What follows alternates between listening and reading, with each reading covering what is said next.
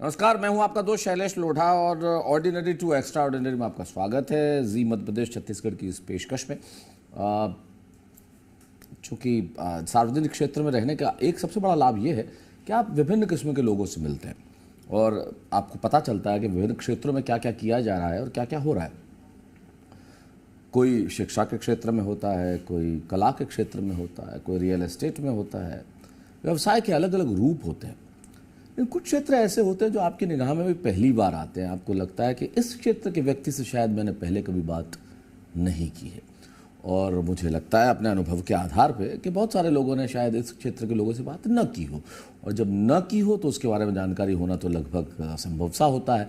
लेकिन यही सबसे बड़ी बात है कि वो ऐसा क्षेत्र जिसके बारे में हम न ज़्यादा नहीं जानते हैं, उस क्षेत्र में कोई व्यक्ति अगर तरक्की कर रहा है तो कुछ तो एक्स्ट्रा होगा।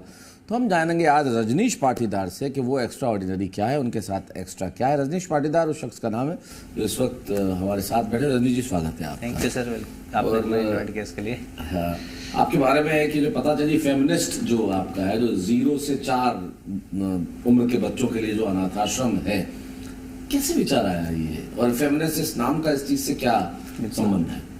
सर, नाम तो खैर एक वो होता है, एक पहचान होती है नाम तो, बट 0 से 4 वर्ष का मुख्य मुद्दा ये है कि नेस्ट तो घोंसला हो गया, तो ये फैमिली नेस्ट है। ये बिल्कुल, तो मैं उसी के बारे में थोड़ा डिटेल में बताऊंगा। तो 0 से 4 वर्ष के पीछे ये है कि जैसे आज आप हैं, मैं हूँ, इतने लोग हमारे सामने भी बैठे हैं। आज हमारे अंदर स्किल्स को बदला जा सकता है, स्किल्स को बढ़ाया जा सकता है, बट जो हमारा एक स्ट्रक्चर बन गया, अगर आपका किसी को हंसाने का या किसी को प्लेटफॉर्म देने का अगर आपके अंदर एक जज्बा है, तो कितने लोग आपको माने न माने आप उनको प्लेटफॉर्म देते ही जा रहे हैं। किसी के अंदर ऑनेस्टी का एक जज्बा है तो देता जाएगा, और एक सांप का स्वभाव है डंक मारना, बिच्छू का स्वभाव जो है डंक मारना, सांप का स्वभाव डसना है। वैसा ही अगर एक बच्चा जो है वो महान बनने के लिए आया था धरती पे, हर बच्चा एक जैसे पेड़ से पत्ता गिरता तो सतह जमीन पे चला जाता है, बट अब बच्चा आया था खुशी और सफलता के लिए। पर हम आज देखें कि खुशी और सफलता नहीं है, कहीं ना कहीं स्ट्रेस है, और सफलता के लिए तो हर व्यक्ति भाग रहा है।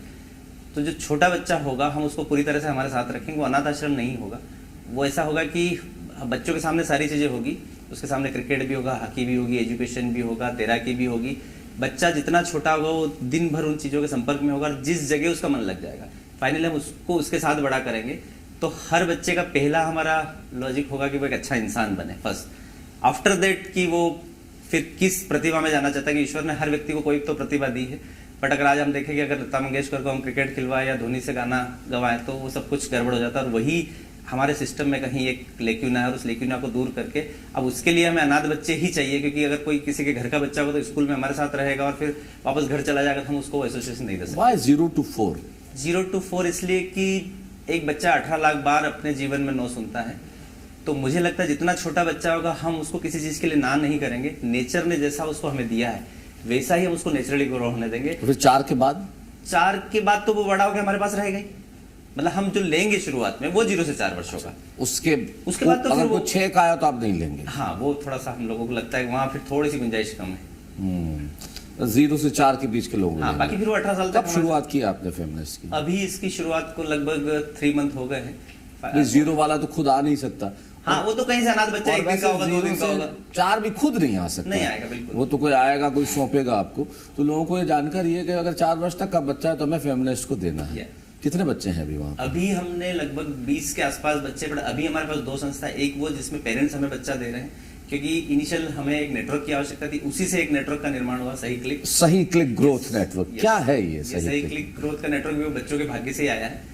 क्योंकि हैदराबाद में अगर कोई बच्चा है तो मुझे यहाँ कैसे पता चलेगा, या दिल्ली में कोई बच्चा है तो मुझे यहाँ कैसे पता चलेगा। तो फिर अपना सही क्लिक जो है वो एक व्यापारिक प्लेटफॉर्म होगा, जहाँ एक व्यापार का एक व्यक्ति होगा और एक टीम में लगभग 100 से 200 लोग होंगे, और एक दूसरे को व्यापार का आदान प्रदान करेंगे। जैसे बहुत पुराना B2B नहीं बोल सकते। मान लो आपका कवि सम्मेलन का एक काम है, मेरा ओवरसीज का एक काम है, तो अगर किसी को कविता पाठ से रिलेटेड कुछ जानना है तो मैं शायद आपके पास भेजूंगा। आपके किसी परिचित को फॉरेन एजुकेशन से संबंधित कुछ काम है तो मेरे पास भेजेगा।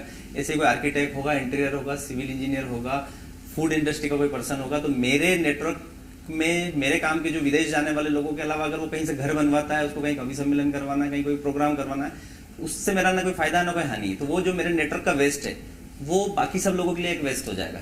मतलब बाकी सबके लिए वो उपयोगी होगा, क्योंकि मेरे नेटवर्क में मान लो 500। मैं समझना चाहता हूँ, जैसे मान लीजिए मेरा कोई मित्र है, उसके आयरन का काम है जी, और कोई मेरे नेटवर्क पे है जैसे आयरन की जरूरत पड़ी जी, मैंने उन दोनों को कनेक्ट करा दिया, बिल्कुल, जिसमें कोई कॉमर्शियल डील मेरी नहीं है, बिल्कुल, कोई कॉमर्शियल डील नहीं है, राइट। उन दोनों ने आपस में कनेक्ट किया, उन्होंने काम कर लिया, बिल्कुल। तो इससे मुझे लाभ सिर्फ इतना सा है कि मैं दो लोगों को मिला रहा हूँ, एक संतुष्टि का भाव है। नहीं, वो उसके अंदर बहुत बड़ा क्या भाव है ये? यस, उसमें क्या होगा, हम महीने में लगभग 3 बार मिलेंगे 10-10 दिन के अंतराल में।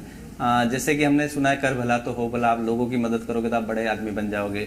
हमारा फिजिकल मीटिंग होगी सब, फिजिकल मीटिंग होगी। अच्छा, यस। और उस मिलने में क्या होगा? उस मिलने में ऐसा होगा कि 200 व्यापारी आपस में एक दूसरे से मिलेंगे, तो आपके व्यापार से रिलेटेड मेरे पास जो लोग होंगे मैं आपके पास भेजूंगा। देखिए, मैं फिर भी समझना चाह रहा हूँ, मैं बहुत साधारण सा व्यक्ति, मुझे समझ में अभी नहीं आ रहा है, क्योंकि व्यापार का सीधा सीधा अर्थ होता है लाभ। यस, 100%। तो इसमें किसी व्यक्ति को क्या लाभ है किसी को किसी से मिलाने में? अगर वो फैसिलिटेट कर रहा है और फैसिलिटेट करने में उसको कोई पैसा मिल रहा है तो बात अलग है, उसमें क्या मिल रहा है? मैं वही जाऊंगा फिर से, नेचर का जो नियम है, आप लोगों का भला करोगे तो आपका भला होगा। कैसे होगा? अभी मेरे नेटवर्क में 500 लोग हैं, मेरे को वहीं से कोई बिजनेस आता है तो फिर मैं कोई मार्केटिंग करूं। अब उन 500 के अलावा मुझे अगर अपने आज का जो युग है वो है trust into network is equal to success. Is it a network marketing? No no, बिल्कुल नहीं, नहीं, बिल्कुल भी नहीं।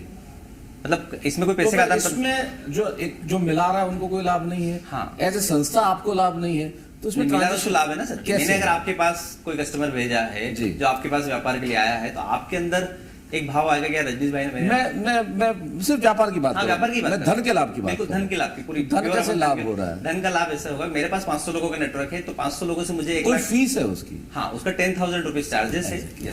So now let's come to this. 10,000 rupees उसका चार्जेस है, उस नेटवर्क की फीस 10,000 रुपए, जो कि मनी बैक गारंटी, जो मनी बैक गारंटी। अगर आपके पास 20,000 से 2 करोड़ रिफंड नहीं आता तो आप अपना 10,000 रुपए वापस ले सकते। समझ गया मैं। तो एक फीस है जिससे वो नेटवर्क बढ़ रहा है, और उस फीस के जो भी पैसे हैं उसको आप मार्केटिंग में आप लगा रहे हैं, और जिसका अंश जो है आप ये जो आपका फेमिनिस्ट है उससे काम भी ले रहे हैं। मतलब मैं अपनी संपूर्ण इनकम छोड़ चुका हूँ, मैं अपने घर उतना मुझे पता चला कि आपने अपनी संपूर्ण इनकम जो है वो दान कर दी, और वो मेरे बेटे को भी एक्सेप्ट है कि आपने सब दे दिया। हाँ जी, जो है अभी ट्रस्ट को दे दिया सर। हाँ, अभी तक मेरे पास, पहले तो मैं खुद 2018 के अंदर मेरे बेटे की फीस नहीं भर पा रहा था। अभी हमने जो MBBS के कुछ छात्र हैं उनको 1 करोड़ 21 लाख की डोनेशन दिया, और 1-1.5 करोड़ और बचा था वो 0 से 4 वर्ष के इसमें शुरुआत में लगा दिया। अब हमारा इस साल बड़ी इनकम का टारगेट है, तो पूरा पैसा वहीं जाएगा। तो वो इनकम इस सही क्लिक से होगी? नहीं, वो इनकम सही क्लिक से नहीं, वो मेरे व्यापार से होगी, मेरा ओवरसीज एजुकेशन का एक व्यापार। तो आप मूलतः एक ऐसे समाज सेवी हैं जो अपने व्यापार का पैसा पूर्णतः अनाथाल बच्चे को दे रहे हैं, और आप लोगों को प्रेरित भी कर रहे हैं कि आप भी ऐसा करें ताकि समाज के वंचित वर्ग को बिल्कुल फायदा मिल सके, लाभ मिल सके। मैंने इतनी विस्तृत बातचीत इसलिए की क्योंकि लोगों को पता चले कि क्या काम हो रहा है और क्या किया जाना चाहिए, ताकि लोग भी प्रेरित हों इस कार्य के प्रति। क्योंकि समाज सेवा लोग फैशन की तरह न करें। क्योंकि हमारे देश में ऐसा होता है कि हम 10 रुपए के केले देके और 200 रुपए की फोटो खिंचवा देते हैं। समाज सेवा ऐसी नहीं होनी चाहिए। समाज सेवा ऐसी होनी चाहिए जहां आप अपना पूरा संपत्ति दान कर चुके हैं, जैसा कि आपने मुझे बताया, जैसी मुझे जानकारी दी। ये प्रेरणा कैसे मिली आपको? ये प्रेरणा ऐसी मिली कि बचपन से ही हमेशा ताकतवर व्यक्ति को आगे बढ़ते हुए देखा, जिसका समाज में प्रभुत्व है, जिसका, मैं गांव से बिलोंग करता हूँ, 1500 की आबादी थी, जो थोड़ा ज़्यादा पहलवानी टाइप लोग होते हैं, जो किसी को डरा देते हैं। मुझे लगा उनके काम हो रहे, या लोग उनको पसंद नहीं करते, फिर जिसकी लाठी उसकी भैंस, जिसकी लाठी उसकी भैंस। तो मुख्य मेरा जो मुद्दा भी वही है कि आज तक सुना है जिसके पास से लाठी भैंस वही ले जाएगा। हमारा मुख्य प्लेटफॉर्म है जिसके पास से ईमानदारी भैंस वही ले जाएगा। मतलब अभी तक ईमानदार आप भी हैं, मैं भी हूँ, आपके चाहने वाले भी 100 लोग ईमानदार है, मेरे जानने वाले भी 100 लोग ईमानदार है। धर्म का एक संगठन है, समाज का संगठन है, राजनीति का संगठन है, पत्रकार का संगठन है। कहीं भी 100 लोगों का, 100 ईमानदार लोगों का संगठन नहीं, व्यापारियों का भी है, पर ईमानदार व्यापारी को कोई संगठन नहीं। और हम उन्हीं व्यापारी को लेंगे जिसके पास 30 से अधिक संतुष्ट ग्राहक होंगे। अगर किसी के पास 30 ग्राहक संतुष्ट है, इसका मतलब ऑनेस्ट। ये शुरुआत होने के बाद लोगों को बहुत आपस में खूब एक दूसरे तेजी से, अभी जस्ट लॉन्चिंग को आज 1 मंथ हुआ है, अभी ऑफिशियल लॉन्चिंग 12 तारीख को होना है। अभी इन ऑफिशियल लॉन्चिंग में 20 करोड़ से ज्यादा का व्यापार आदान प्रदान हो चुका है, और 300-400 से अधिक लोग और 5 शहरों में लोगों ने ज्वाइन कर लिया। और ये तो मतलब, और उसके 20 करोड़ से ज्यादा भी हो सकता है आपस में। ऑफिशियल भी नहीं हुआ है, अभी तो ऑफिशियल लॉन्चिंग हमारी 12 नवंबर को है। क्या बात है, तो आप ये बहुत कमाल का काम कर रहे हैं। पूरे इंडिया में ऐसा लग रहा है कि करीब 15 लाख लोग इस नेटवर्क में 1500 से ज्यादा शहरों में होंगे विदिन 1 ईयर। तो आप इसको मध्य प्रदेश से पूरे भारत में कर, हाँ, हम दिसंबर में मध्य प्रदेश कंप्लीट कर चुके होंगे। 1 जनवरी से हम लोग उसके लिए आपकी पूरी टीम है जो ये, हाँ जी, उसमें ऐसा हो रहा है कि हमारी तो एक ऑफिशियल टीम होगी ही, बट जो लोग जुड़ रहे हैं वो इतनी तन्मयता से, जैसे आज मेरे साथ एक भाई साहब आए हैं, ये मुझे 3 दिन पहले मिले, पर इनको ऐसा लगा यार इतना अच्छा प्लेटफॉर्म है जो मुझे भी फायदा देगा, तो क्यों ना मैं भी आपके साथ जुड़ के, क्योंकि यहाँ से जो प्रॉफिट होगा। तो डाटा कलेक्शन कैसे होता है? डाटा कलेक्शन इनिशियल तो हमने जो अपने संपर्क के लोग थे उनको फोन किया, थोड़ा सोशल मीडिया पे बात की, जैसे लायंस क्लब हमें बहुत बड़ा सपोर्ट कर रहा है। लायंस क्लब को जब लगा कि आप सेवा, तो उन्होंने मुझे ऑफिशियली अपने एक प्रोग्राम में बुलाया जहां प्रोटोकॉल के अलावा मुझे ही इनवाइट किया था, और उन्होंने बताया कि कैसे लायंस साथी भी व्यापार बढ़ाए, क्योंकि लायंस साथी का उद्देश्य भी होता है सेवा। बिल्कुल ठीक। तो सेवा और व्यापार इंटरकनेक्ट होने का धरती का ऐसा पहला प्लेटफॉर्म है। ईमानदारी से व्यापार करने का भी एक ऐसा प्लेटफॉर्म है, मतलब बहुत सारे कीर्तिमान ये प्लेटफॉर्म बनाने वाला है। और फेमनेस्ट को कितना समय हो गया? फेमनेस्ट भी लगभग मान के चलिए 30 जुलाई, हाँ मतलब फेमनेस्ट पहले आए, मतलब वो 0 से 4 वर्ष के बच्चे पहले आए, और उन्हीं के भाग्य से सब हो रहा है, उन्हीं के भाग्य से कुछ हो रहा है। मतलब ये थॉट, ये प्रोसेस, ये सक्सेस, मतलब मेरी जिंदगी में इतनी ह्यूज सक्सेस न मेरी न किसी की देखी। अपने व्यापार में भी आपने बहुत तरक्की की, हमने उसके पहले कभी करोड़ नहीं देखा। फेमनेस्ट आने के बाद 4 करोड़ नेट प्रॉफिट आया, जबकि उसके पहले कभी सिंगल करोड़ भी नहीं देखा। और मैं ऐसे बहुत सारे लोगों को जानता हूँ जिनकी कमाई 500 करोड़ होगी, लेकिन वो 1 करोड़ दान मुश्किल से होता है, लेकिन 4 करोड़ हो गया, आपने सबका सब दे दिया, तो ये तो बड़ी कमाल की बात है। और रजनीश जी, आप जैसे लोगों से समाज को भी प्रेरणा लेनी चाहिए कि हम समाज के वंचित वर्ग के लिए बहुत कुछ करें। आप अपनी सफलता का श्रेय या जो कुछ भी कर रहे हैं, इसका श्रेय किसको देना चाहते हैं? इसका श्रेय होता क्या है कि नर्मदा से पानी आता है और हमारे किसी घर तक जाता है, तो अपन तो यही बोलेंगे कि अगर आपकी पात्रता है तो ईश्वर उसको चुन लेता है एक माध्यम। मतलब मैं एक नल के समान हूँ, न मैं नर्मदा का पानी हूँ, न मैं वो ग्राह्य व्यक्ति हूँ, मतलब एक छोटा सा नल के जितनी ही मेरी हैसियत है कि भाई वहां से होकर पानी निकल रहा है। तो ईश्वर ने वो एक माध्यम चुना है कि हाँ, इसके बाजुओं में या इसके भावनाओं में या इसके विचारों में वो शक्ति है कि जहाँ से वो एग्जीक्यूशन हो सकता है। तो मैं यही कहूँगा कि जो ऑनेस्टी या एथिक्स है सिस्टम में या जो प्रकृति में, वो भले लोग जिन्होंने कहीं मेरे को छोटा सा भी हेल्प किया था, तो वो सारे लोग अप्रत्यक्ष रूप से उनको ही क्रेडिट जाएगा, क्योंकि उसी के कारण ऐसा लगा कि अगर एक मोदी जी देश में इतना क्रांति ला सकते हैं, एक चाणक्य देश में इतनी क्रांति ला सकते हैं, तो अगर इनकी बाजू में बढ़ेगी, इनके साथ अगर कलेक्टर एसपी से लगाकर राजनेता भी उस तरह के निकलेंगे, तो शायद देश और दुनिया में अमन चैन आएगा। और वही मुख्य मुद्दा है, विश्व शांति और विश्व की सफलता और विश्व का आनंद। This is the purpose of life. और वही के कारण 0 से 4 वर्ष और वहीं से फिर सही क्लिक है। क्या बात है, रजनीश पाटीदार जी ने बहुत बड़ी महत्वपूर्ण बात कही। सबसे महत्वपूर्ण बात यह है कि जीवन में सफलता का श्रेय किसी एक व्यक्ति को देना लगभग असंभव है। हर वो व्यक्ति जो परोक्ष रूप से और परोक्ष रूप से इनके जीवन में आया या हमारे जीवन में आया, वो हर व्यक्ति जिम्मेदार होता है हमारी सफलताओं का, हमारी यात्राओं का, हमारी मंजिलों का और हमारे सफ़र का। और दूसरा, विश्व शांति और विश्व कल्याण, जिसके लिए सारे लोग काम कर रहे हैं, उन्हीं में से उन पौधों को चुनना जो अभी खिले नहीं है, पल्लवित नहीं हुए, जिनकी उम्र 0 से 4 के बीच में है, उन्हें पल्लवित करना और व्यापारियों को आपस में जोड़ना और उस तरक्की को समाज के योगदान में दे देना।